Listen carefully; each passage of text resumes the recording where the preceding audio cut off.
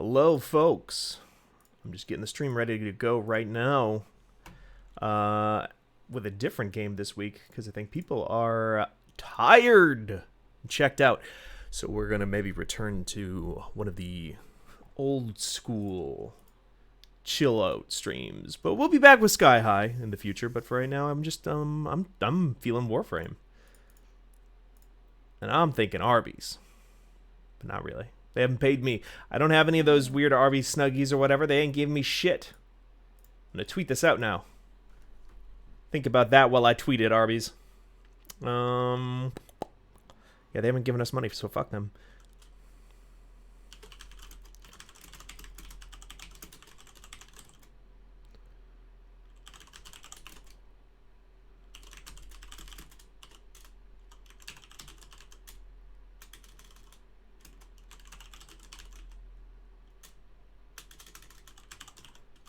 This is actually an ASMR stream now. It's typing sounds ASMR. Oh, yes. Hello, Grace. Welcome back. I'm just retweeting stuff.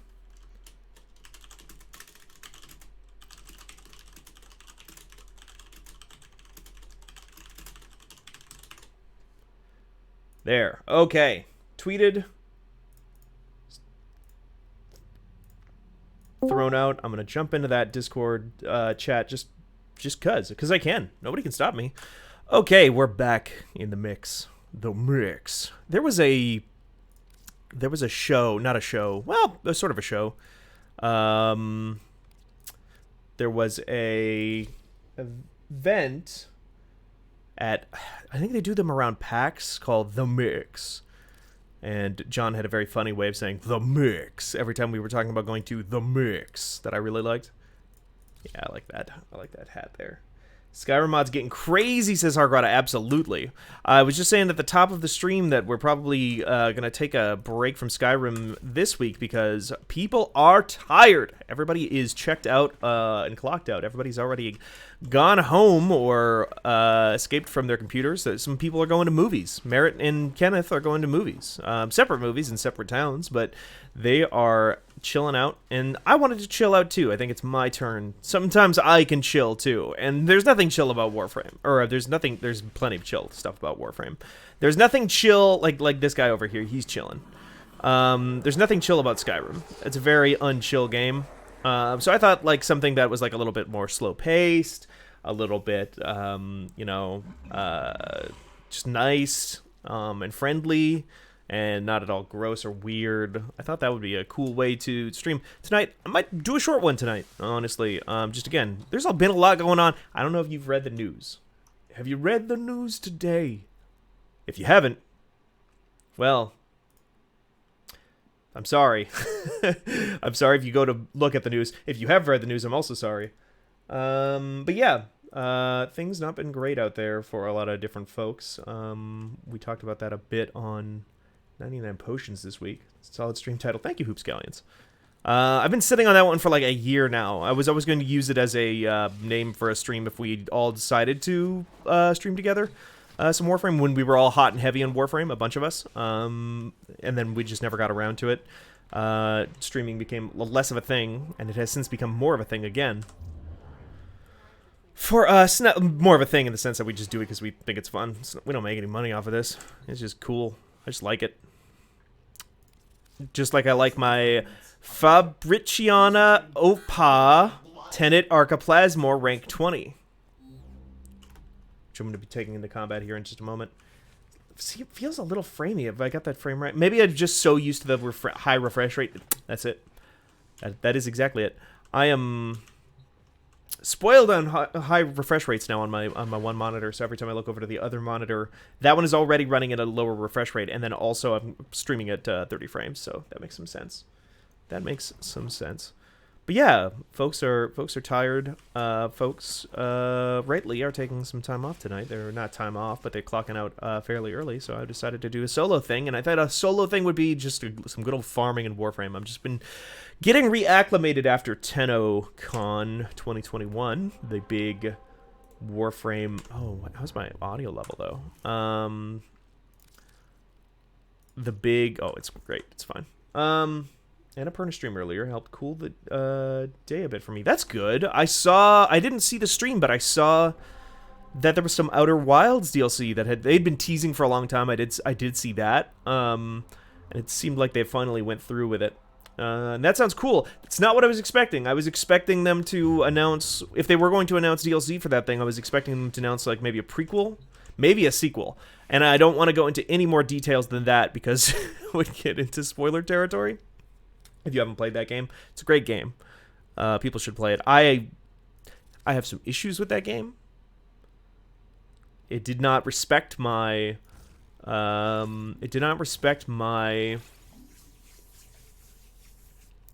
puzzle solutions all the time in ways that like it very clearly should have.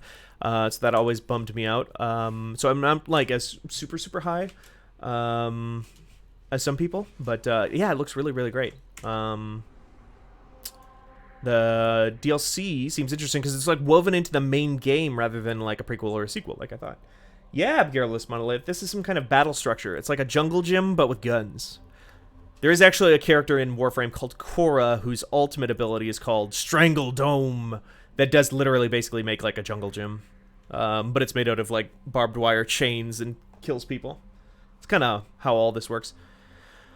Gotta figure out what I'm gonna do here. Previously, I streamed a teensy bit of Warframe during one of the like variety streams that we do, and that was fine. But I was mostly just messing around trying to get Ureli, which is the newest Warframe in the game, and that was mostly just like messing around with the hoverboard. And we're actually gonna play some like real stuff in here as I get reacclimated to the game. Why are you talking? Who are you? Precision, prestige, the pinnacle of the war. You're a robot dog. What? I don't know who that guy is. Hades. What? Okay, well, I'm currently, I got myself a Mesa here. We'll maybe roll through some of the different characters. What I've been mostly focusing on lately is I really need to get my amp leveled up in this game. I don't know. I gotta spoil this game because there's some shit I gotta do in here that just by virtue of seeing that there are systems in this game that exist, it kind of spoils it. So I do apologize if there will be spoilers on this stream. Spoilers in Warframe are kind of a closely guarded secret in a lot of ways. But they're so woven into the mechanics at this point that it's really difficult to not show them. So that's just maybe going to be part of the beast. But while I'm working on this, I want to get this Fabriciana Opa Tenet Archiplasmor leveled up all the way to rank 30. I just got this Archiplasmor. You can see it's got like the little corpusy symbols around it. That's like the glowing little blue lines and stuff like that. The end game in Warframe right now is largely built around getting a nemesis called a Lich or a Sister, depending on which faction they come from. And they will drop souped up versions of existing weapons. One of like a weapon that used to be really, really great but has been nerfed and is not in as much use as it used to be is the Archiplasmor, which is this thing. It was one of my favorite weapons for a very long time. This is the souped up version of that, which comes from the Sisters of Parvos, who are some of the Shadow of Mordor style nemesis in this game that you have to hunt down into deep space in a fleet battle. And I got that last night, so I beat her. And I got this gun, and so I'm trying to get this juiced up. You have to juice this up a lot. All the guns in Warframe have a Call of Duty style prestige system where once you get to the max level, you can reset them back to 0, but then they get like more powerful once you level them all the way back up because you see all these green numbers. You can add more green numbers, so you can add more mods and level up those mods more. It's a cool system. These guns, if you do that 5 times, they get like a uncap. Their level gets up even higher. It's great. Ooh, this is a shotgun, right? Yeah, kill enemies with headshots from at least 75 meters away. That might be tough with an Archiplasmor, but let's just, I mean, it's not hurting anything right now. That's a Riven in Warframe terms. This game is very, very, really framey in the mod menu. Oh, yeah, that is weird, huh? Why is that only happening in the mod menu? I just noticed that. That's so strange. I can go through here just fine, and then in the mod menu, just dies. Wow. Okay. I'm gonna have to stay away from modding for now, I guess, or... I wonder if... I bet there's something going on here. If I switch to full screen... Does that break anything? Yeah, that breaks... Nope, nope, it's fine. Now, what happens if I go to the mod menu? Nope, still a problem. That's so weird. What a weird thing to exist. I'll have to look that up at some point.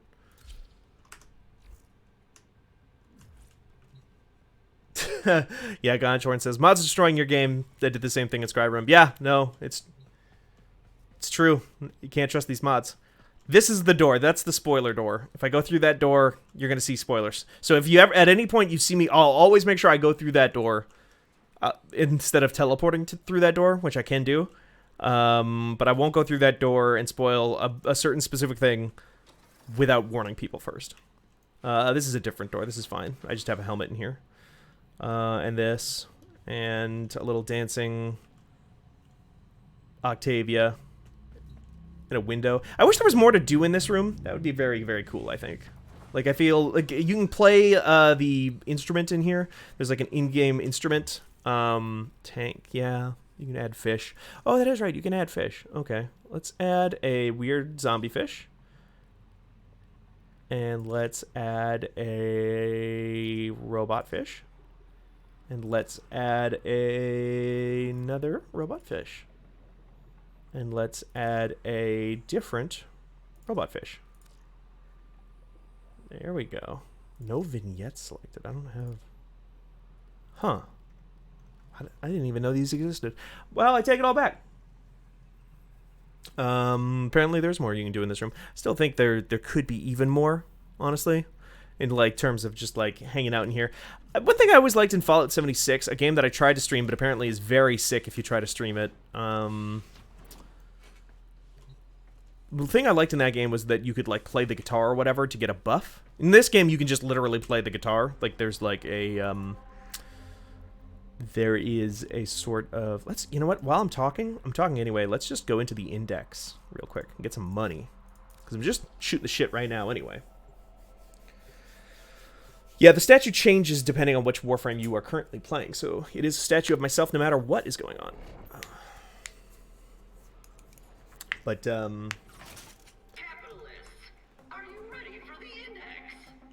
kill 8 enemies with headshots from at least 75 meters away. Probably not going to happen, honestly, but... This is interesting. I was expecting, like, some real people to be in the index, because it's the index, but... this is basically, like, a weird, capitalist... The evil capitalists in the Warframe universe made an esport, and they gamble on it, and so you join into the esport to compete to basically gamble for money. This gun I have right now, by the way, is really good against their shields. But the one thing I liked in Fallout 76 is that you could get like buffs for doing like just quiet downtime things. And there is quiet downtime in Warframe. It's kind of actually mandatory a lot of the time because you need to go fishing and mining and do conservation. Conversation. I guess you do kind of do some conversations too. But there's like basically endangered species out in some worlds in the game, and those need to be tranked and like brought back home with a Metal Gear Solid 5 style Fulton recovery system, which is very funny to me when you like just use it on a weird fucking dog and send it home, and then like an ex-war criminal is like, thank you for doing that. I'm so grateful that you've been able to save this fucked up little fish. It's horrible and I hate it. It smells like shit, but it's endangered in it and we need it back for things. We need to protect it from these shitheads. These are the shitheads, actually, that they are protecting that from. It varies from planet to planet. We might go to one of the other planets. We might go to Deimos real quick. So these guys are all... One nice thing is that these guys are all shielded. There's many different types of damage in Warframe that you can mix and match. Radiation, magnetic, and so on. And I'm currently using... This gun has radiation and magnetic at the same time. I think it's like one of the only guns in the game that can get that specific combination of damage. And they actually just deployed a hotfix today that might, with a very specific in-game mod, make it like really good. Normally, magnetic damage is not considered very good in Warframe lore meta. But because of the way that it works, it's really good in here because magnetic damage specifically shreds shields, which these guys all have a lot of because they are the Corpus. That's their faction. Can I clear those? Yeah, okay. Just give me your little coins. I'm gonna pick these up. There we go. Just drop those in before I die and lose them all. Mesa Prime still OP? Absolutely, Grace. 100%. Anybody else getting choppy? Is the game getting choppy sometimes? It looks fine on my screen, but and I'm not getting... Oh. Yeah, it is skipping frames. That's fun. Wonder why. Wasn't having this issue. We actually just tested this earlier. Wasn't having that issue. Maybe if I beat down Warframe just a little bit, bump it down a little bit, that is, maybe we'll get some better stuff. I've actually... This game, specifically... Oh, video encoding doesn't like that level of action. Well, maybe I can drop some particle effects and stuff like that down. Also, the game has been very sick lately. I'll say that. This is gonna be a short stream anyway, so it's not gonna be hopefully a huge issue. You guys got this. Don't worry. I believe in you. Let's just bump down some. Let's just turn it down to medium. See if that helps anything. The game has been very sick lately. They had their TennoCon over the weekend, or 2 weekends ago, and reached... Whoa.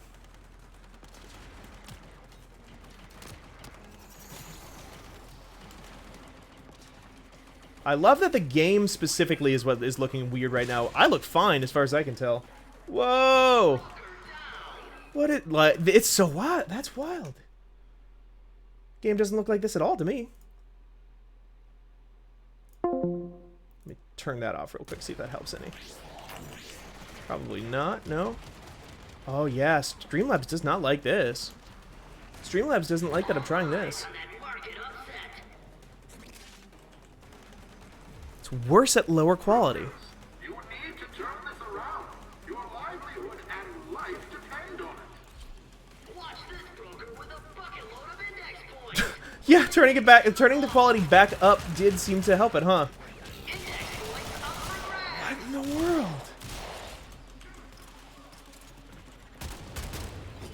Huh. That's so strange. Running on DirectX 12 as well. As I was saying a second ago, the game has been very sick lately. I think Warframe is always just kind of at least like a baseline level of sick. The number of like disconnects and stuff that you get can be very, very bad. Maybe playing, maybe if I play offline, maybe that'll help a lot too. Not offline, but solo. Because that can cause some issues. It's actually one of the things I'm really concerned about, and I'm not alone in that. You go to like Reddit and stuff like that, there's definitely some people talking about their concerns about this game getting crossplay and a mobile port soon, which is a little bit weird. Which is cool. It's cool that they're finally getting cross-save and crossplay into the game. Like, I feel like they've kind of needed that for a long time. But this game is already sometimes feels like it's held together by like bubblegum and duct tape. And as you can see here, or as you could have, I think the better example is how when I pulled up the mod menu for whatever reason where less stuff is happening on the screen, the game hates that, and or like how playing it on lower graphic settings made frame rate worse. Sure.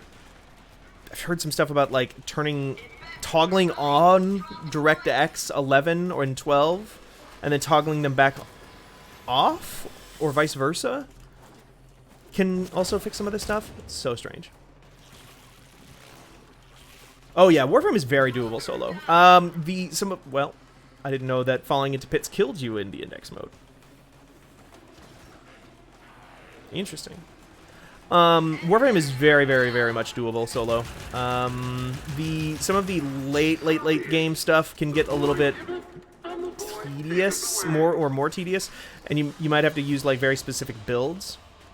Victory.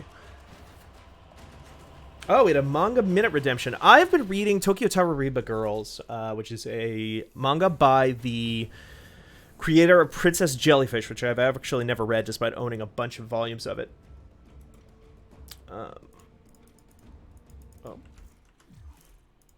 Oh, can't click on anything. Okay, there it goes. I've been reading, or I read a little bit of the first issue of Tokyo Tarariba Girls, which is fun, like, coming of age story is not correct because it is about a 33-year-old woman who is trying to get married before the Tokyo Olympics happen. This issue also, or this comic was also started long before COVID-19. So the story, like, I think she's got like 3 years or something like that to get married, because she and her friends like made a pact that they would get married before the Tokyo Olympics ever happen again, and it had been like 50 years at that point. Yeah, though, it's about the woman who wants to get a boyfriend before the 2020 Olympics. She wants to get married specifically. She get an extension of the manga. I haven't read that far. I've only read a little bit of the first volume, but so far it's been very fun. I'm a big sucker for stories, particularly manga has been doing this a lot lately, about middle-aged people, or not middle-aged, 33 is not really middle-aged, but like about adults doing adult stuff and having adult problems and worrying about like adult things. So it's a comic largely about like social anxiety and stuff like that, but it's not like twee about it in the way that I think a lot of stories that are about social anxiety can be. It's not like goofy in that way, though it is funny. It is a little bit also sad and dire in various ways, but also not morose. It's just kind of a good middle ground slice of life adult series type thing that I like quite a lot. To get back to the point about playing the game solo, yes, the game, you can absolutely play the game solo. I'm going to see if turning off graphics engine to classic maybe does anything. I don't even know what that looks like.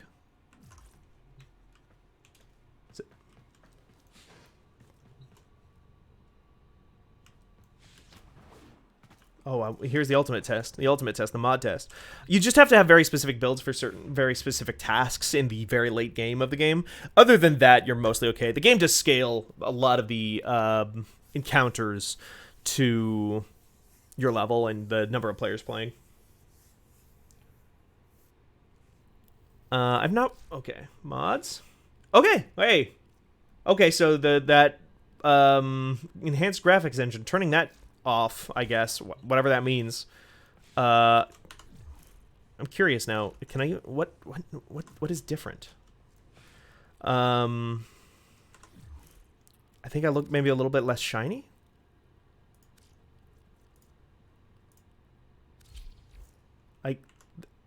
Yeah, I guess.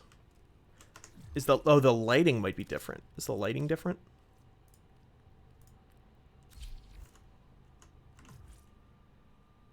Not that much. I have no idea. No, I've never read Princess Jellyfish, but I'm enjoying Tokyo Tarariba Girls. I think I'm mispronouncing that as well. I'm not positive. But it has been fun so far. But yeah, it is about a woman who's like become a successful business person. Not a business person necessarily. I forget what her exact job is. It doesn't actually come up that much in the manga, like what the specifics of her job are. I think she's a designer, I think. And a bunch of like the regrets of her past start kind of coming up as she's getting older and perceives that she needs to make this very specific change in her life. And then a lot of the comedy is derived out of the way that like things do not go according to plan in ways that like basically everybody on the planet just would be familiar with. So there is a lot of like, it's very relatable type of comedy, but at the same time it's not like a BoJack Horseman or anything like that, I don't think, where it's like really over the top like misery porn. in that same way, it is funny. There's like little vignettes of like when she gets when she drinks too much, she will hallucinate like very like liver and steak talking to her and having conversations and stuff like that about like that voice her anxieties. And I've just been enjoying that a lot. I also liked a series for a while ago called Wotakoi, Love is Hard for Otaku, which is not quite the same thing, but it is a romance series about like older people. Not old, again, I don't want to call 33-year-old people old, because I am myself 30, so I can't do that. But yeah, I think it was just that enhanced graphics engine, whatever that was. I guess I know. Did you come to talk about mining? That's my favorite. But adults in like those kinds of situations, dealing with romance and social situations and awkwardness and stuff like that. Like I think that's fun. We were friends. I think that's a good place to mine for humor. That also again doesn't need to be like nihilistic in the way that like a lot of adult American Western animation can be a lot of the time. We have a great piece on the website, fanbyte.com, if you would like to go there, called like why is so much Western animation so samey, Western adult animation so samey, and I do think that's a good explanation of it. Which was very pleasant. Yeah, exactly. Not teenagers, says Careless Monolith. Yeah, exactly. I have not finished the most recent volume that came out. I did just get the most recent volume of To Your Eternity, by the way. They're 2 volumes in now, in part 2. I got through, like, volume 12, and then it was like, and now part 2 begins? And I was like, what the fuck do you mean part 2 begins in volume 12? And now I have no idea where that anime is going to wind up by the end, but holy shit. Anyway, here's Grandmother. Her first duty was to have family, not to some fatuous dream. If I were her mother... Oh, I'm sorry, dear. I didn't mean to take it out on you. She's not even the main character in this area. Oh, Oishi, yeah, you need to read To Your Eternity. You need to get caught up, because yeah, you get to the end of volume 12 and some shit happens. Oh, dull focus. Yeah. Shall we? You get to some shit goes down in Warframe eventually. And get some Grandmother's oddities. I've already got enough Sarah Glass shards. There's some lore here. I can show you the big toe later. Mend the family. I think this is literally just... Oh, I see. Okay. What can we get? We can get daughter, father, mother, Otak. Okay. So by like giving her stuff that would normally go to, it's like benign infested tumors and saturated muscle mass, that is usually something that's fish stuff in this game, plus a little bit of open world stuff, pustulites. So by giving her that stuff, I can directly get like some of the tokens that I would get from the other NPCs, because there's more than these guys, by the way. I might be ready to level up this faction pretty quick. The first character you meet in this area is actually this lady. Back again. How enterprising. Where do you read manga, says Grace. It depends. I buy a lot of physical manga. Basically, anything that's not on Shonen Jump, I get just physical. I just purchase it through Barnes & Noble and order it to come in. So, like, that's how I do read To Your Eternity, Golden Kamui, Tokyo Tsuru Girls, Dorohedoro, lots of different stuff that way. Anything Shonen Jump related, folks don't know about it. They haven't paid me any money, so fuck them. But pretty useful service is the Shonen Jump app, which you can pay $2 a month for, and it's just like basically almost entirely full access to all of their stuff as it comes out. It's honestly kind of wild. I imagine one of these days they will jack up that price, but who knows? Tough to say. I couldn't actually tell you, but I assume so. I need isolation vaults. So let's just do that. One who is not afraid of a little work.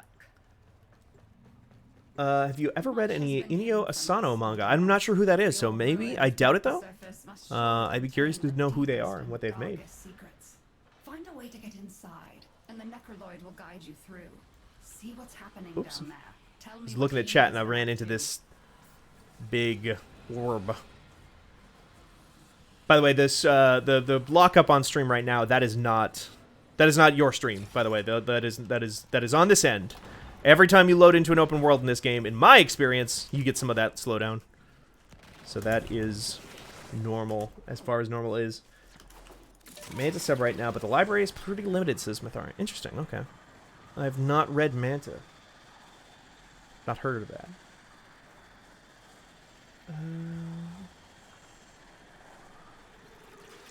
Boom.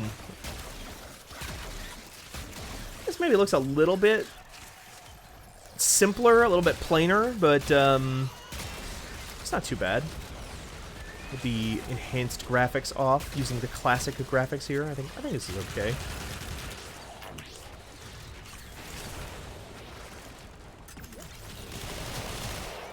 Mesa, still really fucking good, especially now with the helmet system, because that big mouth I showed earlier that was growing out of the wall in my room lets you feed Warframes to it, and then that will permanently unlock the ability to inject other Warframes with one ability from that Warframe onto their kit. So right now I've got Mirage's damage buff on Mesa. Eclipse, I think it's called. Replacing Ballistic Barrage? Is that what that's called? Which is a altogether useless skill, I think. Like, almost every Warframe in Warframe, I think, has a skill that is basically entirely useless. Sometimes more than one. And then sometimes they'll have one skill that just completely overshadows everything else in the game.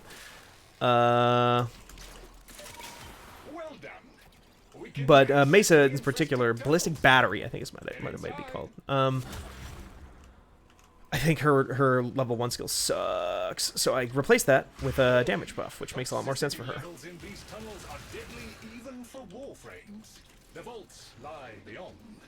Gotta run through that big thing. This is there's something different about the colors here versus what I'm used to that is like definitely throwing me off because I've gone into this hole so many times, and like I'm not used to it being quite this red. I feel like the contrast is slightly off or different, so I guess that's a difference between this and the classic engine. It's got to be a lighting thing. Oh, Goodnight Pun Pun. I've heard of Goodnight Pun Pun. This hole is very red. This is the reddest this hole has ever been on my game. Normally, it is a little. The color feels like a little bit more varied.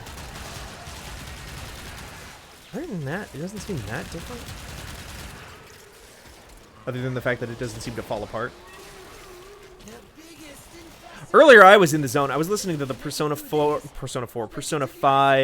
What do they call it here? It's Persona 5 Scramble in Japan, but the Persona 5 Strikers soundtrack earlier today while I played some of this game, and I was fucking in the zone. Like, with the movement on Mesa and stuff like that. It's obviously much more difficult to do while I'm talking at the same time, too, but I was just, like, unstoppable, dodging and weaving and killing people every 5 seconds.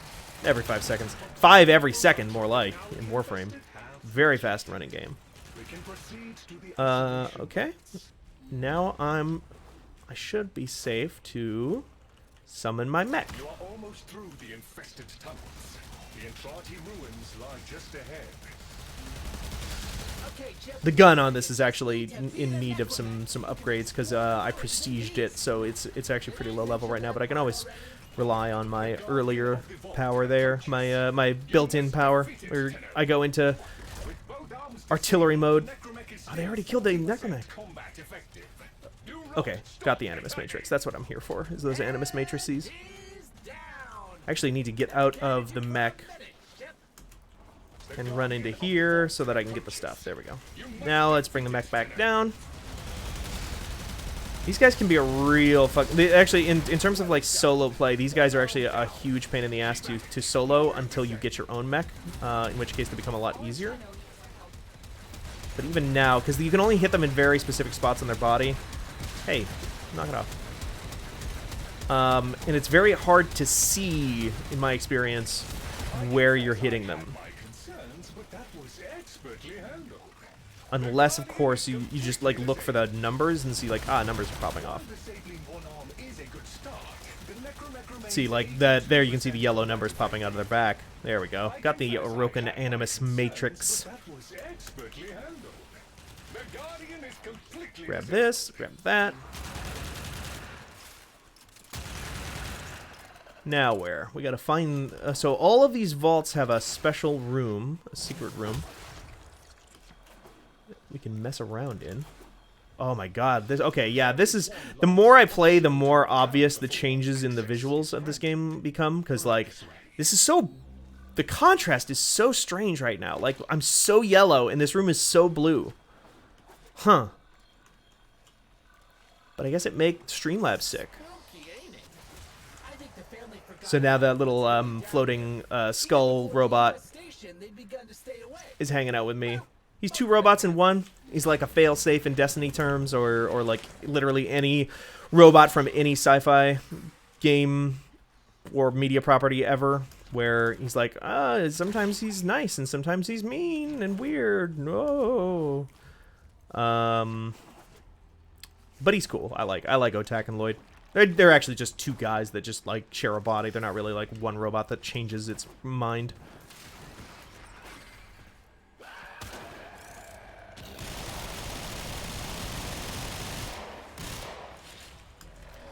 You know, it's hard to keep...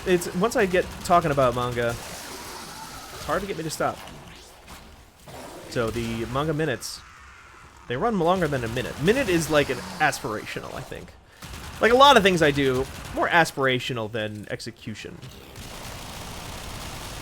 Wow, this hole looks so weird. It seems like it's really standing out specifically on Deimos. Everything is so bright. And like over the top looking. Huh. I'm actually going to be very curious to see. I have not played Warframe on a console since like it launched on. It was like a PS4 launch title, and that was when because I had played Warframe originally when it went into beta, and I was like, "What's this thing? It's 2012. I don't know anything. I guess I'll download this." Which is kind of how I thought about everything back then. I don't know anything. It's 2012. And then it became 2013, and suddenly I saw the curvature of the universe. It became much smarter then.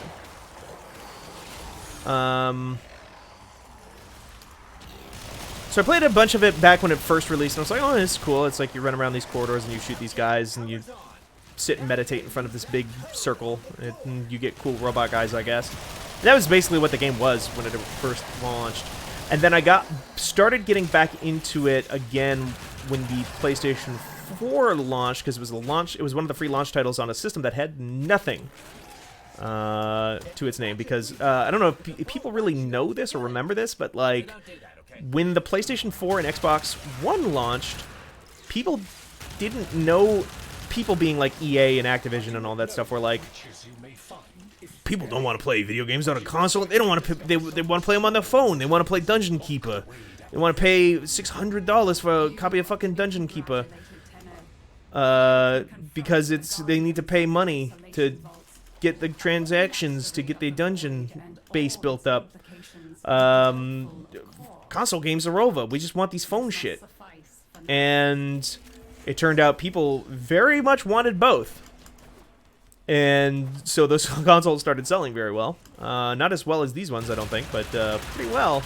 And a bunch of companies were like, fuck! Shit! What do we put out? I don't know. There's a Need for Speed game. I guess the PlayStation 3 version of Assassin's Creed can go on there and slightly up-resed or something.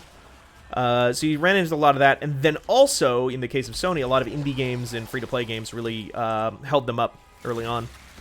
And Warframe was one of them, and I got way into it at the time. And then I was like, well, I'm way into Warframe now, and I hate waiting for updates. So I guess I will just re-download it on PC where they get the updates faster, and the rest was history. Now, of course, they are syncing up all the updates. They've been fairly synced for a while now, but like with the release of cross-save and crossplay, they of course have to basically completely sync them up. Make sure the updates come out at the same time. So that's going to be happening here with everything.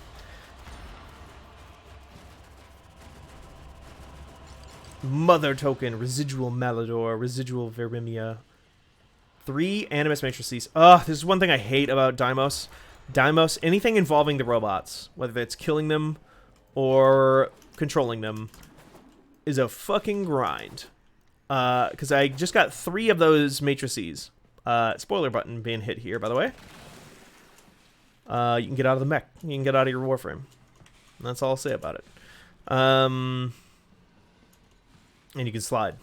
Spoiler, you can slide. Welcome to our Necroloid standing is what I want. Because, like, I need 15 of those things. And all I got there was 3.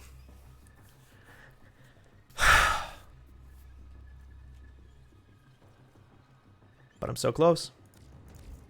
Maybe just finish it out. How long have we been going here? 41 minutes? Yeah, like I said, this is going to be a chill, probably shorter stream because everybody is out for the week, and I'm just here by myself. Not out for the week, but everybody clocked out. So fuck it. Let's get max rank with these fuckers. You actually might be able to level up with as well. Let me go talk to grandmother. Always talk to grandmother. Might be a small cutscene there too, because I'm going to be, if I do get ranked up, I'll be max rank.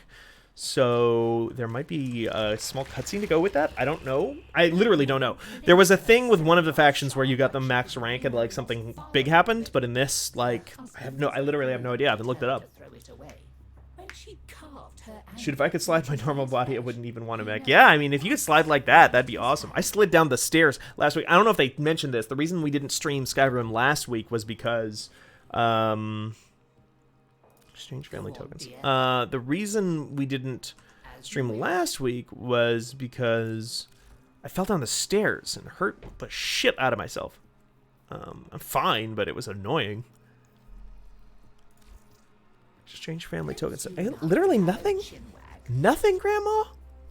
You got nothing for me? You want sun tokens. Sun tokens are the most annoying ones to get. That's why the sun tokens are also always like only cost 1 or 2 of his tokens or his that's why she only ever requires like 1 or 2 sun tokens, is because they're the biggest pain in the ass. His aren't too bad. His are just like, I want this garbage that you can pick up off the ground out there. Please, I want your garbage so bad. But I do need a bunch of his. What am I at? 25? That's still not enough, actually. Well, for the Necroloids, but I haven't bothered with them yet. I guess just keep doing... It's not nearly as many mother tokens, but at the same time, I'll get mother tokens and animus matrices, so I guess just do it. I guess that's just the play right now, is we just get these robot kills in. Much has been hidden from us on Deimos. Oh yeah, I'm feeling better, Grace, absolutely. I just scraped up my arm and my back and hurt my foot a little bit, but like nothing was broken or anything like that. Just it's mostly healed under there. A little bit of a redness there, but that's about it. And I just wasn't feeling like streaming as a result last week, so that's why we skipped Skyrim about last week. And I hate to do it 2 weeks in a row, but again, since just I didn't want to stream without other folks that didn't want to stream Skyrim specifically without some of the other folks. Actually, the original plan was we had a different stream planned for tonight. We were going to stream Halo Infinite, but the code code dispensary? That's not the right word. What am I looking for here? The code distribution got delayed for some technical reasons, I guess. So we were going to stream some Halo with Nikki, but that thing never went out. So we decided not to. And here I am on that road again in my Odonata Prime. Oh, hey! That's what happens when you fucking shoot me down. Then I can do this. It was better for you when I was on the ground. Yeah, our code dealer fell through. That's right. That's right. It wasn't even our code dealer. It's just public codes. It's just they're giving those things out to anybody who like had participated in like previous Halo betas or whatever. And since Nikki is a Halo super fan, I would say, or close to it, they were on that list, but the codes got delayed like worldwide, so that was the issue. I also got a code for another game that I'm not allowed to talk about whatsoever today. That was probably the fucking most... Oh. The process for getting this code was so bad that it soured half my day. Like, I was in a bad mood all morning. I already had a bunch of other shit going on this morning. I had to go drop off a router from my old apartment now that I moved into this wonderful home. And I no longer have that internet provider. I still, it's the same provider, but we have a different account. I had to go drop that off. I had to go buy some books. I had to do a bunch of stuff today, just a bunch of errands. I did get bagels, which was nice. Bagels. Sorry, Merritt's not here. She can't stop me from saying bagels. To go get some of those. I did get some of those, and that was nice. Other than that, though, like, I just had a bunch of shit going on, and then this one preview code that they've been trying to send us here, which for a game that looks very cool and I'm very excited about, but had to sign a hefty NDA about as well, and also had the just most bizarre system to sign up for, and like very little information around it, given by the publisher, my understanding. It's just annoying. It just soured my day. You know, in a tough week already for a lot of folks out there. It's been tough to hear about and read about and learn about in various ways, and then that happened. I was just like, oh, I'm at my wit's end here. But everything kind of worked out. I got bagels. And that helped. That helped a big deal. Okay. Being delayed is very on brand for Halo Infinite at this point. Yep. I don't know how I feel about that game. I'm kind of curious, I guess. It's making me think about like olden times. One of the first video games I ever reviewed for money. In fact, the first review I ever did for money was Halo Reach at my college newspaper, the NDSU Spectrum. I was the, not at the time, I wasn't the arts and entertainment editor, but I became the arts and entertainment editor for a time afterwards at the college newspaper at NDSU, North Dakota State University, which I'm told has a very good football team. I went to one game of theirs while I was there, and I'm told people really, really like them. They seem cool, I guess. Worked for the newspaper there for a while, and the first game I reviewed for money was Halo Reach, and I spent a lot of that year playing Halo Reach Firefight in particular in my sophomore dorm, which was very wet and very moldy, right above where I slept. But I used to play a lot of that game in there, hunting for doing their weeklies and their dailies. It was like the first game I'd ever played where I, if not had heard of weeklies and dailies, ooh, that was again the game's frame rate just kind of chugging along. It was the first game I had ever played where I cared enough about like dailies and weeklies to like know what that meant, I guess. Because I had played World of Warcraft and other stuff, but like I fell off before they added things like dailies and weeklies to that game. So I'd only heard about it like in passing from my friend Jacob at the time, who was still a big World of Warcraft head at the time. And when Halo Reach came out, it was like, holy shit. It's a first-person shooter. It's Halo, and it's got a horde mode like Gears of War. Okay. But also, Grab the snack and I have these like weekly achievements that I can do, and I get like a cool helmet. I could play this game forever. And I did not play it forever, but I played it a lot. And it seems like they're really leaning hard into customization and like armor stuff in Halo Infinite, which is kind of cool. At the same time, I'd been kind of done with Halo for a good long while lately. I'm not a fan of the 343 games, to be completely honest. I know they have their people that really like them, just not really for me. Tonally, just not there. So much of what I loved about Halo back in the day was tone, and if not story, because those games barely have a story. And I thought Halo 4 and 5 in particular were so big on like, hope you read the fucking book, asshole, idiot, trying to come in here and understand what's going on with the rampancy.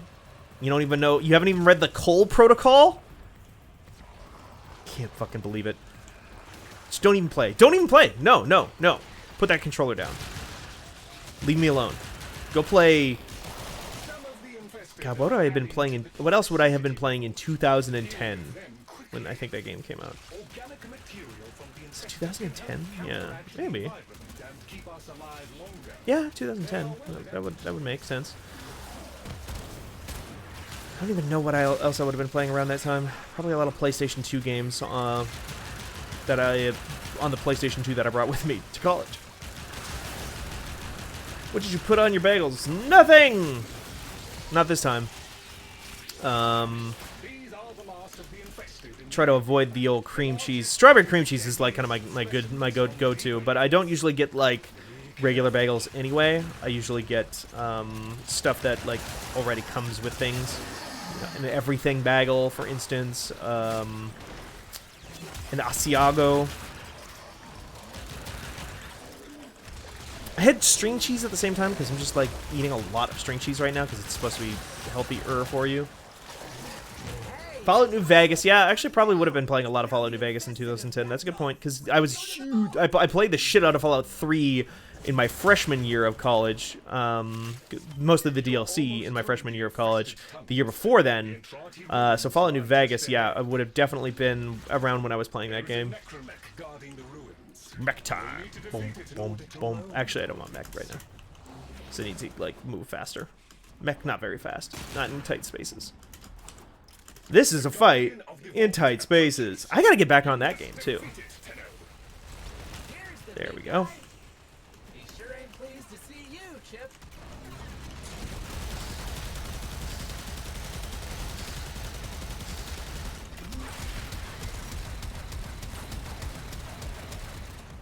Yeah, Electric Claire saying, playing Fallout New Vegas right now, it holds up. I just wrote on the website a good deal about Fallout 4 and what I think that game does not do particularly well a lot of the time.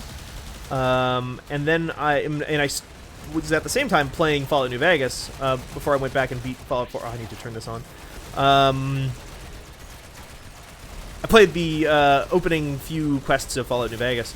And goddamn, like I almost wanted to write an entire piece. I ended up rolling it up into the Fallout 4 piece, but I almost wanted to write an entire piece about just like how great that game's introductory section is at introducing you to the nature of and stakes to the world. It's because it's bonkers. It's so good. It's so good. And I know a lot of people actually say that Fallout New Vegas does not hold up very much. I don't know. I get that, like, people are not super thrilled about, like, how empty the Mojave is, but, like, Fallout 4 is also basically empty. It's just they filled it up with a bunch of, like, garbage to pick up. You don't actually, like, get any story out of any of that stuff most of the time. Can I shoot the Archoplasmor at your back? Probably not, huh? Ah! The Archoplasmor is a weird gun. It's very powerful against normal enemies and some bosses. Whoa! What the fuck did you do? There, let's clear. Nope. I'm just gonna see if I can clear some guys out. Oh, let's get this damage buff on. There we go. Okay, now it's staggering, which is good. I've looked up strategies on how to, like, more effectively kill these things. Doesn't seem like there's any great solution. It's just like, just do more damage. Just kill it better. 'Cause they're immune to most powers is one of the other issues.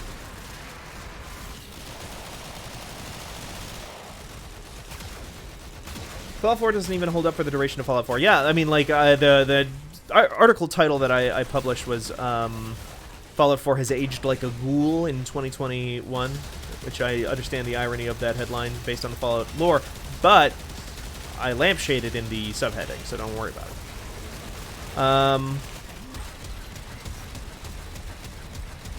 Oh yeah, okay. Garrulous Monolith says that they like the empty parts of the Mojave in that game, and it's not a bad thing. Yeah, I think that's a totally valid response. I think it's cool when you're walking around and like a bunch of fucking giant ants just burrow out of the ground and start chomping at you while you're running around. Also, just like enemy placement and like they do so much work that Fallout 4 absolutely does not do to make it so that the little emergent encounters you have throughout that in that world, like you fight some powder gangers or whatever, are so steeped in a context that Fallout 4 just never gives any kind of shit about like establishing whatsoever. Let's do this.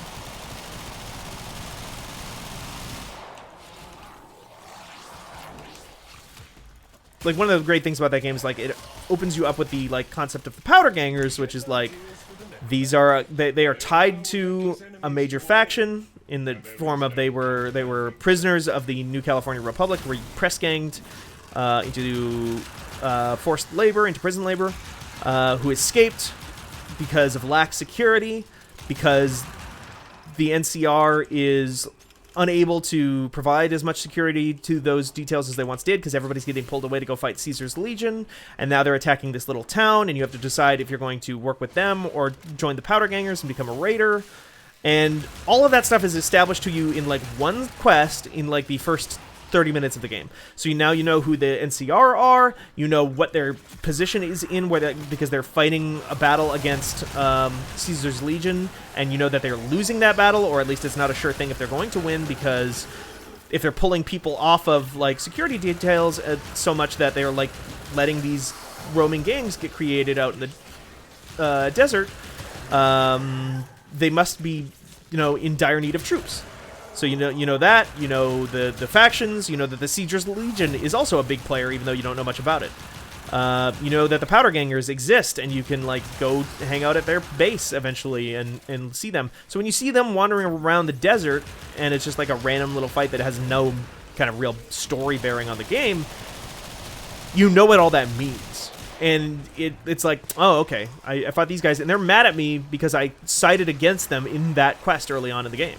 And that introduces the reputation system. Such good stuff.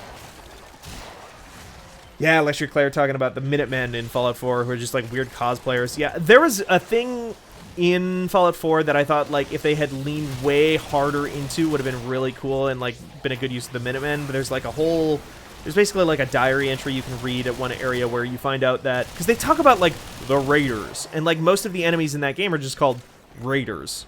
Raider whatever. Raider whatever. Raider Psycho, Raider Frenzy, or Raider Grenadier, or something like that. They all have names like that. And so they have no context. Neither do the Minutemen themselves, really. The one thing, but like they treat the Minutemen and the Raiders as like these very specific factions unto themselves. Also, thank you for the follow, Siderax Gauntlet. They treat the Raiders as like a thing, even though they're not a thing. They're just called Raiders. They might as well pop out of the ground like daisies. And they have no context. But there is one dialogue thing, or like one diary, rather, in Fallout 4, where you find like a group, like, because the Minutemen have fallen apart, like that's their whole thing, is they were eventually killed by Raiders and broken up and betrayed, I think. And you can find like a diary entry about like how one of the factions of the Minutemen that broke off after the big betrayal tried to make a go of it for a long time on their own without their leadership and like most of their supplies and stuff like that. And they tried to be nice to people and help them and continue to do what the Minutemen do in that game, which is basically just like altruism, basically, as praxis. And okay, so we got Hourglass, Hellboy Hand, Jar, and Vase. Like Schooners has it. And you find out that what happened to this group over time is that they tried to be helpful and help people out, Oops. Well, apparently I do need to be the one to do this for everybody. Okay. Hourglass, Hellboy Hand, Jar of Ace.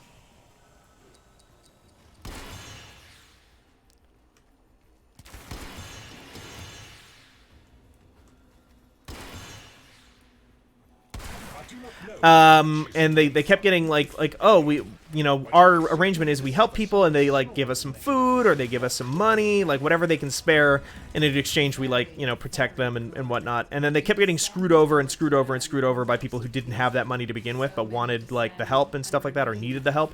And it eventually wore them down, and they were just like one day like, no, fuck it, like these people asked for our help again, they tried to fuck us over, and 3 of our guys died because they tried to steal from us after we had helped deal with their problem for them, and we fought back and we killed them.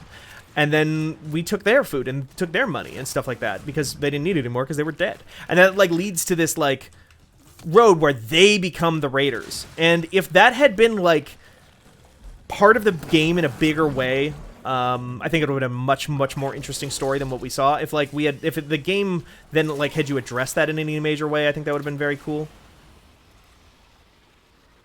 How does Skyrim compare with the Fallouts in this respect? So far I feel like Skyrim is so, like, trying to be Fallout New Vegas in the sense of, like, well, we have 2 enemy factions fighting each other at large. And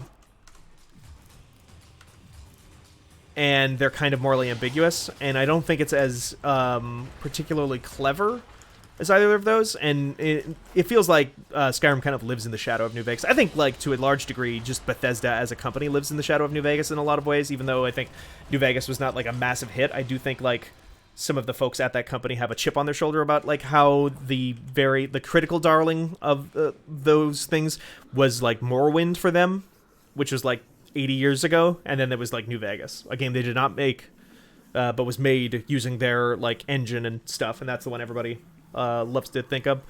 And then Fallout 4 happened, and I think Fallout 4 tried to take some of those ideas as well, and just, like, kind of the reputation system exists in that game as well, but it's, like, so light on RPG stuff that it just doesn't work. It was a really good diary entry, and it sucks that the Minutemen are otherwise an outpost building system. Yep.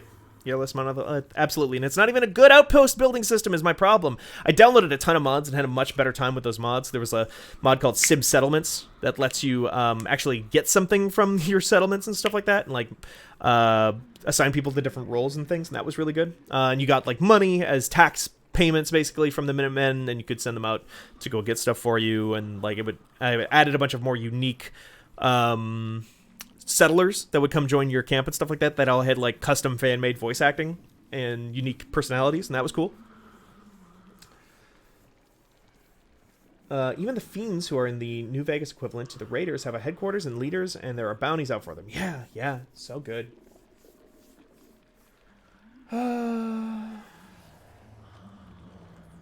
Anyway, I don't need to keep ragging on Fallout 4. I will say that while I don't think the main story does as good of a job as Fallout New Vegas does, Fallout or Skyrim so far has just like felt much more like a playground. I think that's one thing that really gives it an advantage, especially for like a mainstream appeal, which I think is like I don't say mainstream appeal as like a pejorative. I actually just don't think that. I think like making games approachable, like approachability is different from accessibility, and I think approachability can also be like a very interesting concept and a very good concept for a lot of people. Like there are a lot of games out there that I really enjoy that have like indie counterparts where it's like, wow, I really wish there was another game like this. And there are other games like it, but they look not particularly good, or they're missing some polish in certain respects. Darkest Dungeon is a great example. Darkest Dungeon is a game I love. I've never been able to... Ugh. Is this person's... Ooh. This framiness is in game, by the way. This is not the stream again. Wondering if this, wonder if my connection to this person is not particularly strong. This is one of the things that Warframe is really bad about, actually, because there are no dedicated servers, or there are dedicated servers, but you have to like sign up to make a dedicated server. So there's like really bad host advantage. You see, I come back into this area, which is like a different zone, and suddenly everything works better again. I'm going to leave this group because I don't think I'm working very well with that person. But so yeah, Darkest Dungeon, game I love very much. There was another game, but I've never been able to quite replicate that same feeling that I get out of it, despite the fact that there are lots of indie games, or smaller indie games that attempt the same thing, because they're just lacking a certain like quality of art or like density of art more than quality, even sometimes, like just like detail, budget. Aria Chronicle is a game in that respect that like it's not particularly super well translated. It doesn't have sound effects in places where I really want like a very meaty sound effect, like to show me that this is a satisfying action. I'm swinging this pickaxe down on a rock to get some mining materials. I want that to sound good, but it's like, bink! And it's just like not quite what I'm looking for. And I think like there is something to be said for games in particular genres and in styles that have that look approachable to the casual observer because of a certain, like I said, density of art or a style of art that is more interesting to them, and stuff like that. That can be really good, and it can be really good at getting people into a certain kind of genre of game that they otherwise would be. I think actually Into the Breach was a great example of that too, for, you know, the Danielle heads out there. Into the Breach is a game that like kind of went the opposite direction. It was like, what if we made a tactics game that looked very cute and small and manageable? And there's a lot of depth in that game, but it looks approachable in a way that like XCOM 2 War of the Chosen does not.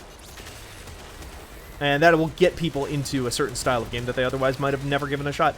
Death's Door, I just 100%ed that game recently. That's a game that feels very Hollow Knight-like to me, by the creators of a game called Titan Souls. Never cared to check out Titan Souls, even though it's a very similar type of top-down Hollow Knight, Dark Souls, Zelda-type game, because it was like very basic-looking pixel art, which just does really not speak to me.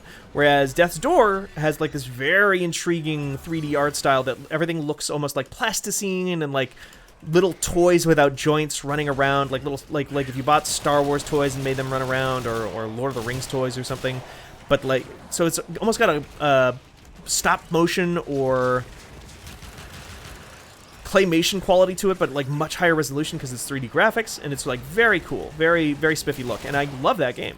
Got way into it, and I'm sure I would love Titan Souls as well, but it was just like the one that made me realize, oh, I should give this a shot, was that one that had a little bit more of something that just immediately grabbed me by the lapels and was like, hey, check this out, nerd. Alexi AO says Daniel Heights rise up. Yeah, there are dozens of us. Dozens!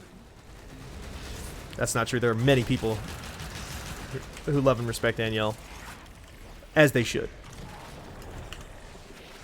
Cute but most depressing tone of music, says Lucky the Hyena. Yes, which is absolutely like the thing, but also like Death's Door has a lot of Hollow Knight vibes, and just like mechanically too. Like when you get hit in that game, the action kind of stops for like half a second, and like the music goes like, it's like go to like really sell the fact that you've been hit home. It's way easier than Hollow Knight, I'll say that. If you thought Hollow Knight was too hard, especially that fucking DLC, the White Palace. Ooh, the White Palace. Ooh, the White Palace. Fucking beat it. Fucking beat it though. It's nowhere near that level. It's much more forgiving. Oh, yep. So yeah, I was saying earlier, Warframe has been very sick lately because they had TennoCon recently, and basically every TennoCon they break their concurrent record for concurrent number of players, and they did so again this year. And the volume of players has made the game very chunky in spots. They do a thing called relay events in Warframe, where during TennoCon they will do a thing where if you go into the game during their show that is happening on like a stream, oh no, oh my god, if you get in the game while they're doing their stream, you can like participate in like some of the story events and stuff that are going on then. On PC, there were so many people playing that broke immediately. I have some funny screenshots of me trying to get into that thing and just immediately falling through the floor into an infinite void. Console players, I believe, were able to get in, but unfortunately PC players were not, which was a bummer for me because I wanted to see some of that. I did see it on stream, but it's not the same, you know? It's just not the same. Does Danielle ever stream? I'm trying to get her to. I don't think she really has streamed much of anything in a long time, but I do keep encouraging her to feel the opportunity to stream if she wants to, but I also don't want to pressure her, or anyone else for that matter, into streaming. But no, we've definitely talked about trying to get Danielle streaming some stuff. I think the actual issue with Danielle is that Danielle does not have a good computer, not a very powerful PC, which makes streaming a more difficult proposition, unfortunately. She has a Mac, and I don't know if you've looked at the news lately, once again, but it is fucking impossible to find computers for less than like a 500% markup. It is disgusting out there. Everything is bad right now. Like the price of things. That's actually one of the reasons that I think those Steam machines, the Steam Decks, are going to do very, very well. Probably already are doing very well in terms of like pre-orders. Is because like they are releasing at a time where nobody can get a PS5, nobody can get an Xbox Series X, and computer parts just generally are horrific. It's nasty out there. Bad time to try and get any of that stuff. So we haven't been able to get Danielle a new PC, and Danielle has a Mac, so that's been the issue. Sony, let me give you money for PS5, I'm begging you. I am amazed now that I was able to get a PS5 when I did. I got one, I was able to pre-order one, like, right at launch. I was able to get through, and I'm wondering if I just got in under the wire, if I just got in on the sweet spot before, like, word got out that this was going to be yeah, people are leaving the squad, I think, because, like, our host is maybe got some bad ping here.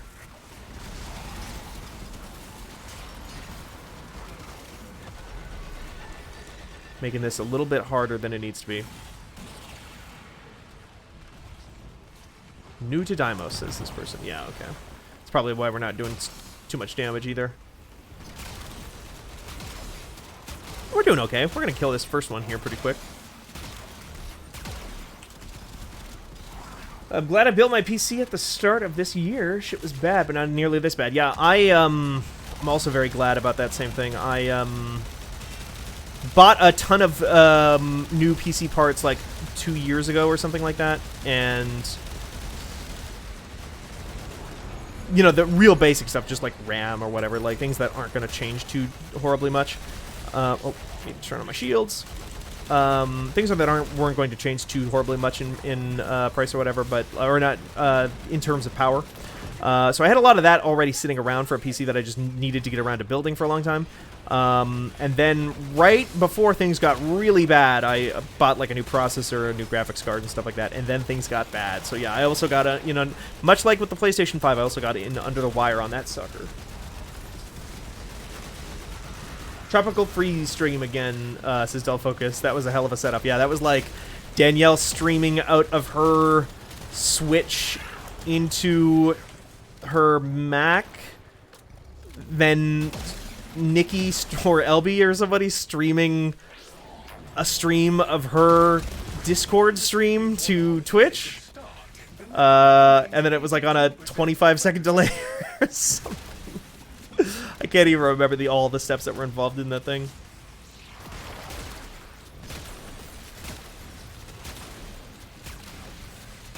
This thing does good damage when it hits. It's just a matter of getting it to hit.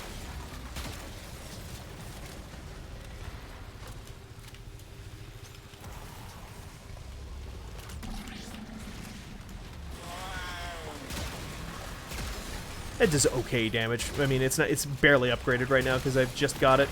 There, one's dead. That's going to be a big help. Okay, and the other teammates were DPSing it while it was going on. That's good.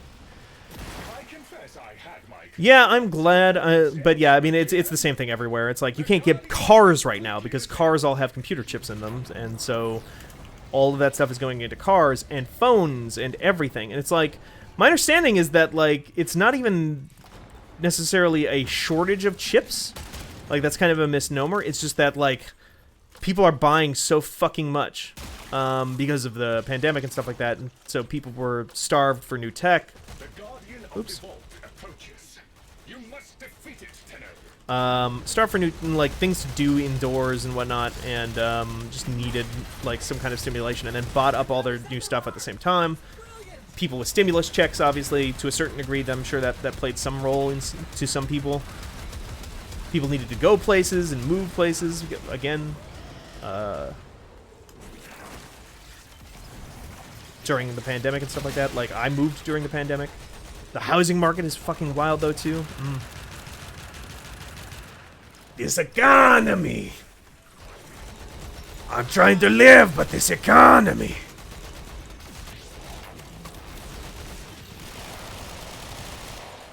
How do 3 non-binary people in their 30s not have $30 between them? The economy. The economy's in ruins. Crypto also contributes to the silicon shortage in a big way. Yep. And it's not even just crypto out there either right now. Like, there was that fucking... Was it the Ukraine thing? Where they found that warehouse full of PS4s that were just, like, spinning...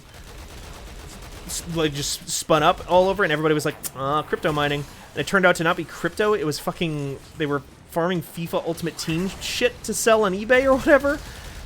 It's like, this stuff is just all over the fucking place now. Well done. One arm down. Keep Hey, at turn around. more of the same. Hey, don't get on me. There we go. That attack that I have is, like, really good. That ultimate ability that these mechs have is really powerful. So, if I can get some good, actual clean hits on the weak points, it actually does quite a lot of damage. Del Focus wants to know my moving into new house strats. Some strats. I'm sure I have some. Well, if you've got a place with, like I do, this is a very specific one that's probably not actually useful to a lot of people, but I have a place that is mostly carpeted, but underneath the carpet is just hardwood floor, which was a huge revelation for me. Turns out you can just paint and then just rip that carpet up, replace it with, and then just have the hardwood floor underneath. That's really nice. And reinforced many times. Who carpets hardwood? I have no fucking idea. That's the thing is, like, I'm sure, like, somebody carpeted the hardwood, like, 30 years ago or whatever when it was fashionable to have carpet, or maybe because they had kids? Maybe, is that a thing? Do people put carpet down because... People would put carpet down because of kids, right? Because it doesn't hurt? It hurt less? It hurts less than wood. Than fall down on wood hurt. So maybe that was it. But yeah, we had, like, this whole fucking place is like nothing but hardwood with carpet over it. So you can paint over that. And that's nice. Paint the ceiling first. If you're painting indoors, paint the ceiling first. They get that out of the way. It's a different type of paint than typically than the walls or whatever. And if you get that out of the way first, then you don't have to worry about all the reaching up. Like, that's gonna wear you down so fucking bad. Know where the water main is. Know where the water main, like, shut off is. That's huge. Because, like, I don't care. Like, yeah, electrical is dangerous. Woodworking is can be annoying and hard sometimes. Getting nails out, getting screws out if they're stripped is really annoying. Having like a good magnet is honestly not a bad idea when you're pulling stuff off the ground and whatnot. Having a good powerful magnet. You can get like a shop magnet that will let you just kind of roll it around on the ground, and it will pick up like loose nails and screws and stuff like that. You might not need it. You might not have the space where you need it, but it can be useful. But electrical, all that stuff, that's tough. The worst thing that you never, ever want to deal with yourself is plumbing. Unless you are yourself, like, incredibly confident in your plumbing abilities, because you are a plumber. Just hire a plumber. Just get somebody in to check that shit out. Check your drains, check your sump pump if you got one, check all that shit. Yeah, that is the stuff, because water will fuck you up. It'll fuck up everything. I've not had any issues here because I knew that ahead of time because we had so many of them in the house that so many water issues in the house that I was growing up because I live in flood country, Fargo, North Dakota. But water damage, mold, stuff getting all over the place, things grow in it, animals come for it, mosquitoes. Yeah. Make sure the water is in good shape. Painting is bad.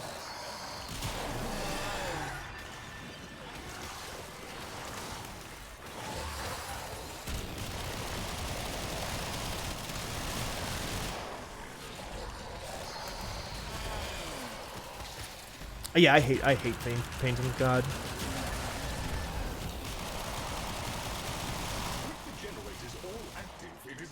I would check your roof. Check your what do they call it?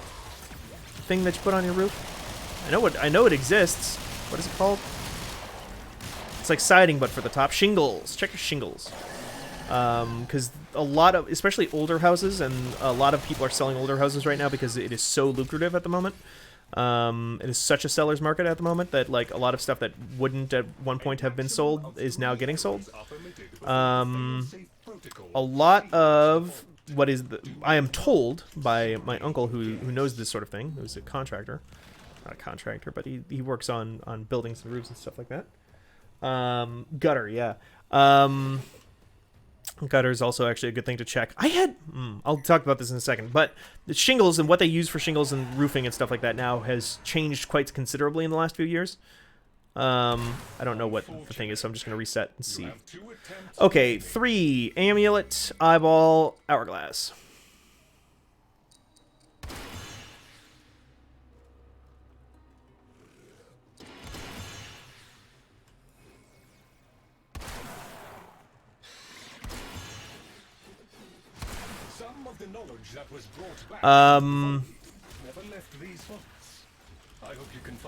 A lot of that stuff has changed. A lot of the actual like materials and stuff they use has changed, and those are only supposed to last about 10 years, and that can be something that you miss a lot very easily because it's up high above you.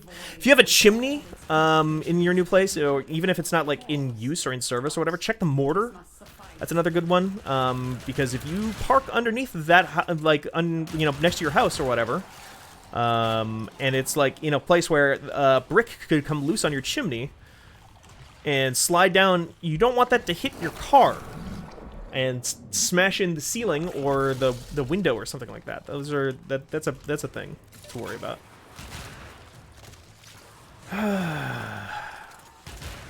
That's most of what I got off the top of my head for moving into a new place. I know where the grocery store is. Especially if you're in the process of moving, like know where like the closest grocery store that you like is, just a place where you can walk to, hopefully, like theoretically, to go get snack, get food, get water, whatever you need, because you're gonna get to your house in the moving. This is a moving process thing, and less of a like home ownership thing, but you're gonna get into the partway into the moving process. And you are going to realize that you've forgotten XYZ or thrown out XYZ food or whatever, and then you're not going to have anything to eat. Or you're going to be, like, trying to make something to eat and realize, oh, fuck, I was going to make sandwiches and I've got...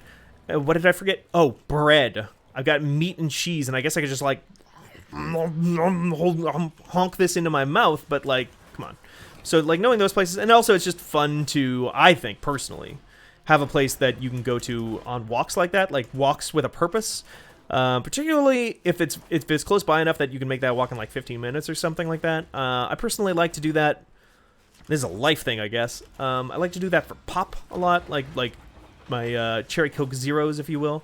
For a long time, I did not buy large quantities of it. I would just buy one single bottle at a time, so that I would always have to get up and make a trip out of it. Get out of the house for a bit, go get something. Things like that. I think that's useful. During the moving process. Yeah, map the dog walk path because of priorities. Absolutely. I don't have a dog and never have, but not one that I've ever had to walk before because we had Chance and Shadow on the farm, but that was a farm and they were farm dogs. Ain't nothing but a farm dog. redeem. May you have much joy. Okay, so 16,000. Okay, okay. Oh, I'll right. be right here, gathering dust. That idiot have anything that I can use?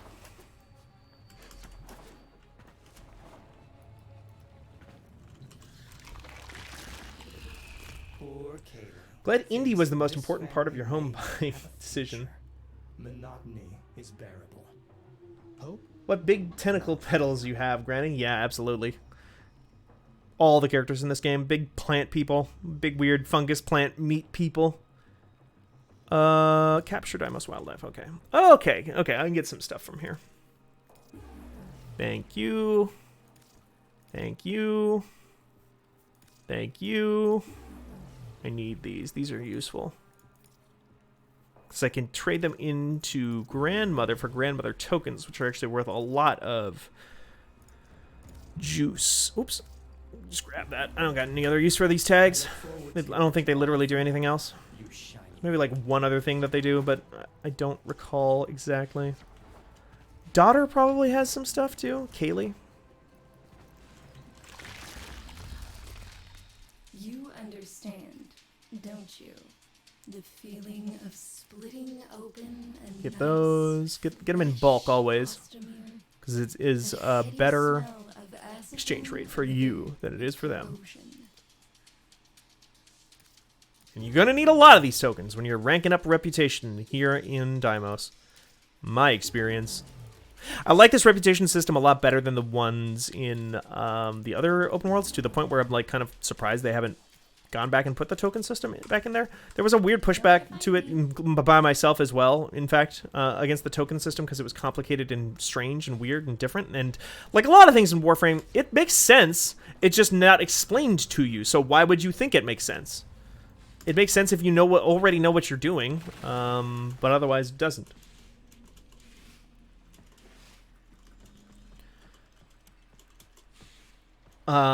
Something that I'm actually writing about this a little bit recently. Something this game really still, to this day, is really bad about. One more trip into the heart of Dimos will get me what I need to rank up with this fool. So I'll do it. I'll do it. I hate farming the same exact mission over and over again, but god damn it. Let's get it done. Let's get it done. This is the stream that's keeping me honest. I've been meaning to do this thing for fucking 4 days. And it's just like, I'm so sick of fighting these robots. But here it is. Where does she buy glasses? You know, I don't know. I assume she just has those glasses because they're not like monsters, or they didn't start off as monsters. These were people that have been infested by the same stuff that has infested this whole planet. So maybe she's just had the same pair of glasses for like 80,000 years.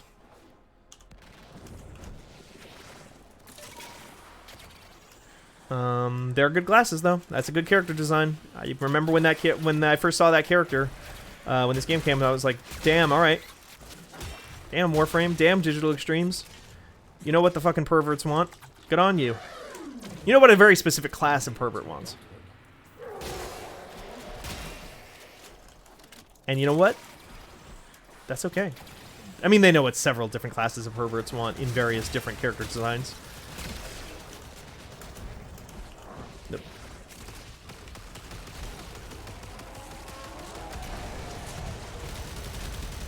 Let's level up this sucker a little tiny bit. Because this, yeah, that Mausolon, rather. I prestiged that at some point. I need to rank it back all the way up, so it's currently not doing as much damage as it should be. But when it's prestiged all the way up, it will be stronger, because it'll have more room for more mods. Those frame rate destroying mods, you know? You know, I do wonder if the engine thing is a difference in lighting. I wonder if the mods have like a lot of lighting on them because they are glowing. I wonder if they actually give off individual light sources because they are technically 3D models. Because you can move them around and look at them and stuff like that. Might have figured something out there. Hey, knock it off. Nerd. Oh, you too. Stop it. Stop puking out these guys. Let's go inside before it starts chewing. Okay, let's get in here. I wish this thing had like a jetpack, like a real jetpack. You can hover, you can glide. like that a little bit, and you fall down slowly, like in it's a little bit like Sable, a little bit like that demo for Sable I was playing. But I wish there was just like a jump jet. I wish you could do the Warhammer 40,000 Space Marine, like the relic action game with a chainsword. I wish you could do that jump jet in this mech. And maybe you can, and I just don't know about it, but I don't think so. God, yeah, this is so weak right now. But you gotta get done. Gotta get it done. Gotta get it re-leveled. Gotta get it formatted, otherwise it's not as useful long term. Also, these guys just take a lot of bullets to begin with, because they're only weak when their shoulder mouths are open, and you need to blow those off to really kill them efficiently. And if they just don't open those shoulder mouths, it's just kind of a pain. You can get weapons that just have, like, punch through. Punch through is actually a stat in Warframe that allows you to do damage through armor like that. If we can make it through these, we'll make it to the ISO vault.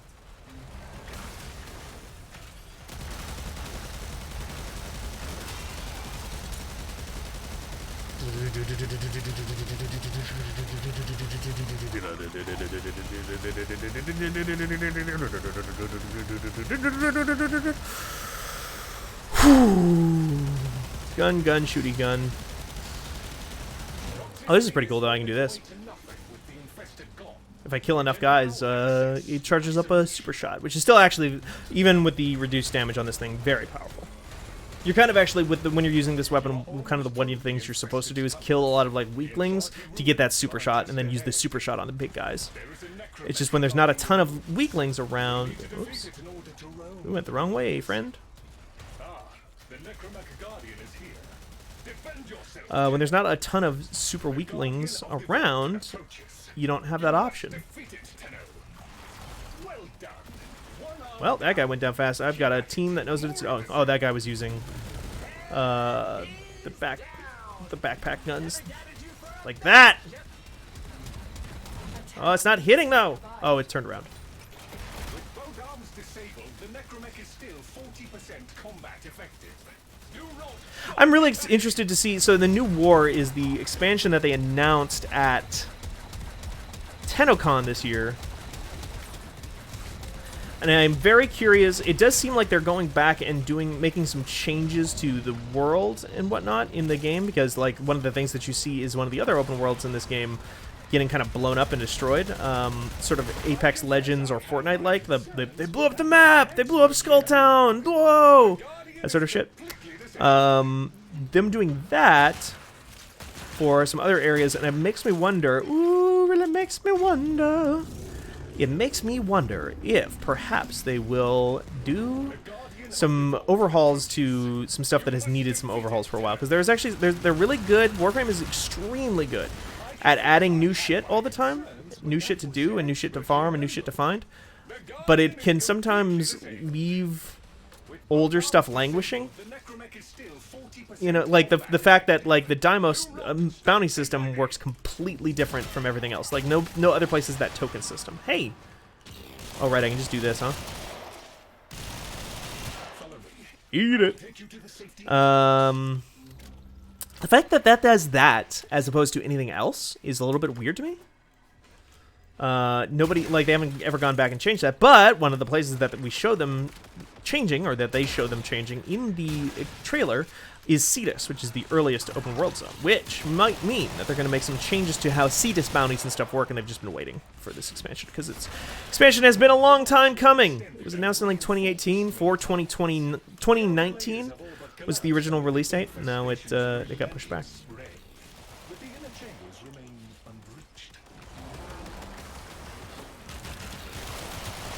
But I'm excited. I'm excited to see what they do. If last year's pattern holds, that's one, so it's not really a pattern, but if last year is any indication, I would think that the new war, the new expansion that they're doing, the big expansion that they've been teasing for a while, will come at the end of next month, at the end of August, because the Heart of Deimos was also announced at TennoCon, and that came out in late August. I think it was August 25th of last year. So I'm hoping that It's soon. It's supposed to be this year. That's all they announced. The Warframe folks, if you don't play Warframe, the Warframe folks are always like super open and honest about like what they're working on and like what they have planned, and answer questions a lot. They're like very candid compared to like a lot of other game development studios and publishers, especially. But they very, very, very rarely talk in specifics when it comes to release dates. You will almost never hear them like say, "Hey, it's coming August, late August." You won't even. Oftentimes, you won't even hear them say like summer. It'll be like it's coming this year, and then the week before it comes out, they're like, "It's gonna be later this week." You don't know about it until the last minute, usually. Which is, on the one hand, kind of nice and refreshing because you don't have to, like, live in anticipation quite as bad sometimes. I find that with, like, not necessarily always live games, but, like, when a specific game that I'm very excited about is a ways away, and I'm just like, oh, motherfucker, I gotta wait 8 months? If they just don't tell me when it's coming, then I don't have to worry about it. I'm just like, all right, I'll go play I was gonna say Hollow Knight. You know, though.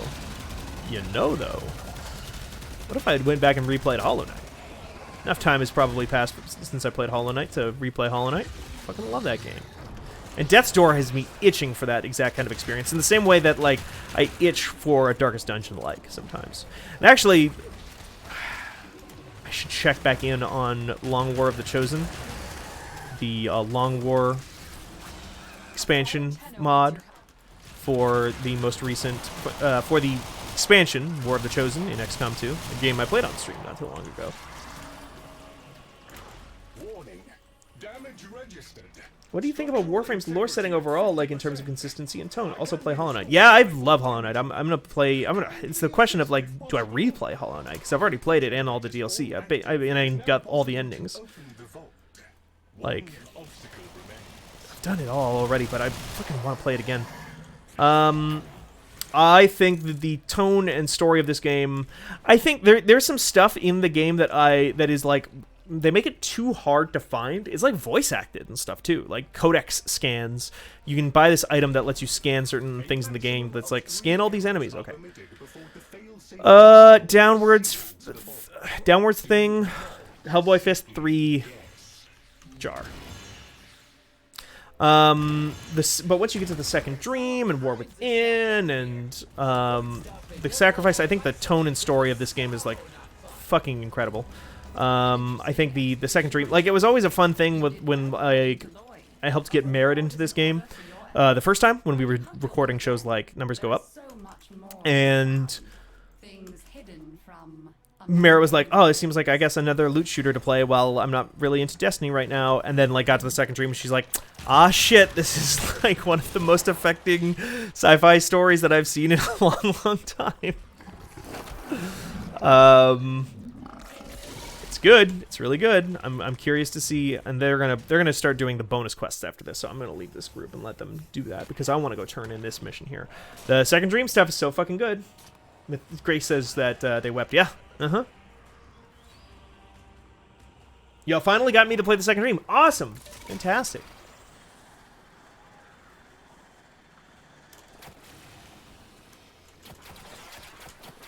Yeah, it's why that is such a closely guarded secret, which I think is a double-edged sword. I think I wrote about this as well at some point, like last year or 2 years ago, where it is a double-edged sword of, like, you have to talk in such vagaries about, like, what is actually going on in Warframe because they want it to be a surprise, and the community has been, on the whole, pretty good about not doing, like, a Snape kills Voldemort, no, Dumbledore type shit. Mostly the community just wants other people to experience the story. But then also you play the game and you're like, I don't know, I'm a fucking weird robot and fighting these Russian clones or something. I don't know, it's whatever. And you do that for, like, 20 hours. And it's basically like there's hints of story here and there, and it's like, oh, okay, I guess here's like this little side story about this one guy that was cool or whatever. And then you get to the Second Dream and it just like completely radically changes. You know what? If you're a Hollow Knight player, is like getting the dream nail in Hollow Knight. Maybe a little bit more obvious and maybe not quite as subtle as getting the Dream Nail on a Hollow Knight, but it's a similar type of thing of like, oh, there is something else going on here. It's like killing Rom the Vacuous Spider in Bloodborne, you know? The boy, go on, dear. Yes, okay. No! Wait. In the family. You got any father tokens for me? Yes, you do. Wait, does he got any father tokens for me? Right here, gathering dust. Oh no. Oh no, I forgot. I need this guy.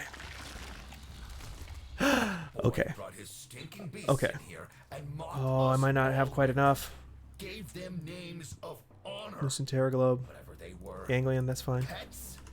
They were vermin. Okay. No, we're good. We got it on the lock. Men in the family. Are nameless now. Relate Father on, token. dear. Give. You're more than ready.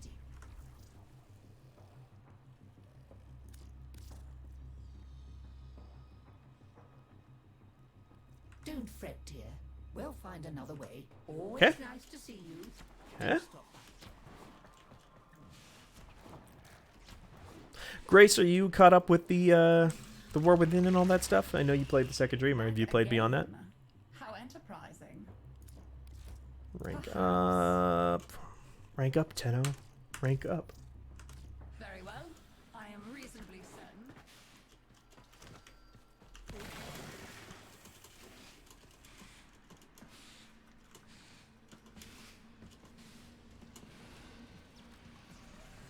Welcome to our Not really. Well, you know, you'll get to it. You know, all that. Oh, I didn't even need 30 anyway. Why did I think I need 30? Oh well, whatever. Do it, Lloyd! Max rank with the Necroloid. greetings. All right, now what do we get here? Fuck, I don't know. What's good? Necromech Flow seems good. Pick one. Necromech Ability Strength, that seems good.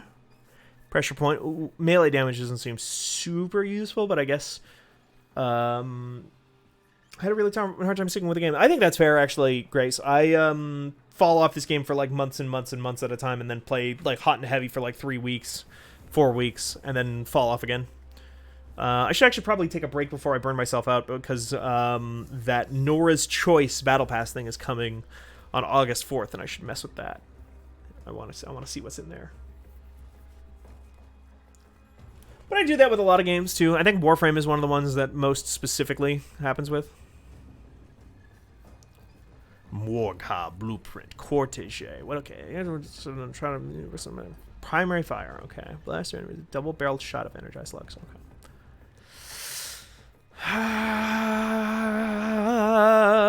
I'm not going to do any of that stuff anytime soon, so let's get Necromech Flow. That seems really good. Trade for standing. Yeah, let's get a little bit of that in here. So I don't think there's really any reason to hold on to these otherwise. Cool. Got it. Pragmatic in all aspects. Oh yeah, the battle pass in Warframe 2 is also like I've forgotten that. Yeah, Grace kind of points out that like the battle pass in Warframe is like one of the best used things. One, it's free, like it just doesn't cost any money. It's just you get it, period. And then two, it's like comes with unique story mechanics and like stories and boss fights and mechanics and stuff like that. Like the previous one I think was like a really good one in particular. The Glassmaker, they called it, where you were hunting down a guy named Nihil who turned people into glass. And that was pretty cool. Okay, if I can get 4 Otax tokens. Goodbye, dear. I'll see what else I can. You got any tokens for me, little buddy? Chip, we are good friends. It's good to have Yeah, good you do. friends. Give me that. Give me that. Acknowledge you. And I think I can also go to whoop whoop. Whoop whoop. Whoop whoop. Whoop whoop. Jumping like Sonic. Like, you know what? There is a certain like Sonic underwater quality to the jumps in Warframe now that I think about it. Whoop whoop. You understand, don't you? The feeling of splitting open a nice. Okay, just one from you, I guess. Sure. Oh, maybe I can mend. I bet I can mend the family still for grandmother, and she will give me more. if I still have enough stuff, which I'm not sure if I do, but we're going to find out because I want to rank up to max with these people too because I've been putting it off and putting it off. And no more. No more putting it off. Have you been 3 daughter trying tokens. not You to get any betcha. blood in it? You betcha, Meemaw. Let's... Nope. Wrong one. Well, we've kept Exchange it, family shall tokens. we? No! One token away. Well, Skyrim.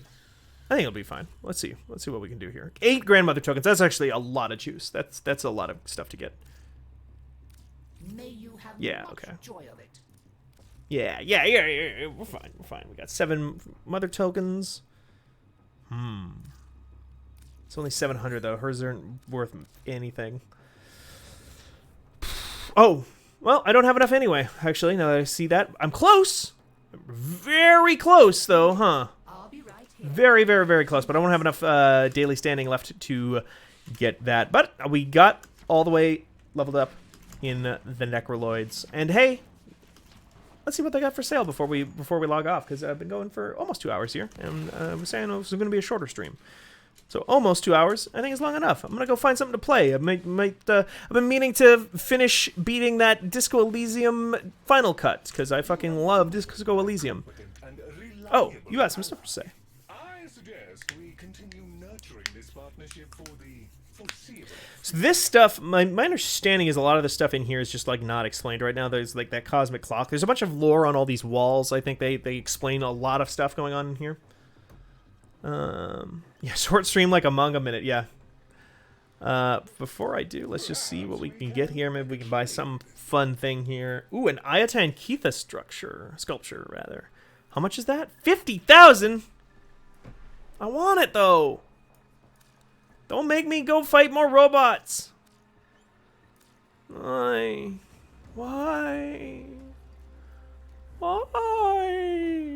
8,000? Okay, yeah, I made the right choice. These are 8,000. I got this one for free. That's 25,000. Fuck yeah. Okay. Glad I made the choice that I made. But that is probably going to do it for us, folks. Thanks for hanging out. Chronically incapable of doing a short stream or a manga minute. Yep. True. Absolutely true. Absolutely true. Am I going to change? Am I going to improve? Absolutely not. But thank you all for sticking around. We will be back, of course, as we always are. And you can go to fanbyte.com. Look for some exciting things in the next couple of months on fanbyte.com. There is some shit in the works that I'm not allowed to talk about because it is a surprise, or they are multiple surprises. But the fanbyte.com universe has some cool ideas happening. And I'm not going to say anything more than that. But I'm just like, hey, keep an eye out on that URL, fanbyte.com. You can also go and follow us on Twitter at fanbytemedia, and you can follow me on Twitter at StevenStrum. Go to fanbyte.com if you're not already part of the Discord. And that's going to do it for us.